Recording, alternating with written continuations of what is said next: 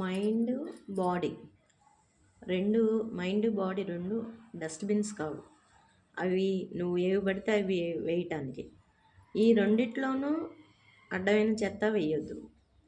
బాడీలో నీకు అవసరమైన ఆహారాన్ని ఎలా తీసుకుంటావో మైండ్ లోపలకు కూడా నీకు అవసరమైన విషయాలు మాత్రమే తీసుకో.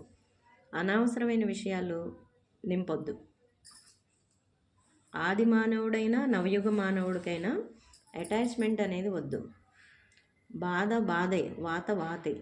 అటాచ్మెంట్ దేనితోనూ వద్దు. మనిషి అనవసర సలహాలు అందరికీ ఇస్తున్నాడు, తాను అలా ఉండటం లేదు. కొట్లాడవద్దు, మంచిది కాదని అందరికీ చెప్తున్నాడు, అతనే కొట్లాడుతున్నాడు. అన్నీ పట్టించుకోవద్దు, నీ మైండ్ ఖరాబ్ అవుతుంది అని చెప్తున్నాడు, అతనే సఫర్ అవుతున్నాడు.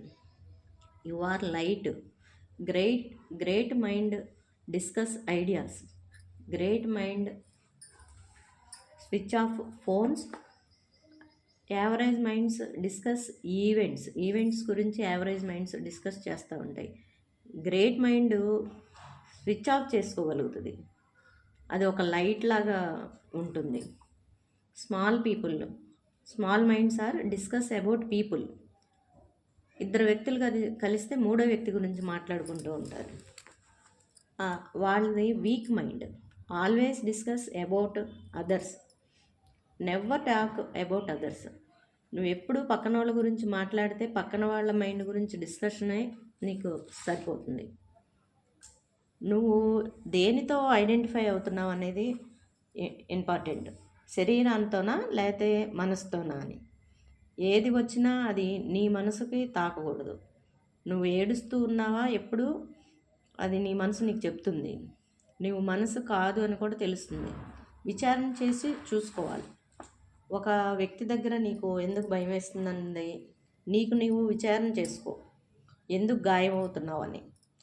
ఆ గాయపడని దగ్గర నీకు ఎందుకు గాయం వస్తుందని పదే వెళ్ళి తర్కించు, విచారణకి. అప్పుడు జవాబు దొరుకుతుంది. ఒక చిక్కుముడి దగ్గరే టైం పడుతుంది. విచారణ అంటే ఇంకా ఏం లేదు, నీ మాట ప్రవర్తన పట్ల ఎరుక. అసలు ఎందుకు వస్తుంది భయం? నువ్వెక్కడున్నా కాంతిలా వెలుగుతున్నావా లేదా? 100 మంది నువ్వు బాలేవు అన్నా నువ్వు అంతర్గతంగా బాగుంటే బాగున్నట్లు. 100 మంది నువ్వు బాగున్నావు అని అనుకున్నా లోపల నీకు మనసు బాగా లేకపోతే బాగాలేనట్లే. నువ్వు బాగుంది బాగాలేదనేది నీకు మాత్రమే తెలుస్తుంది. అన్నీ బాగుంటే ఎవరైనా బాగుంటారు. ఏమీ లేకపోయినా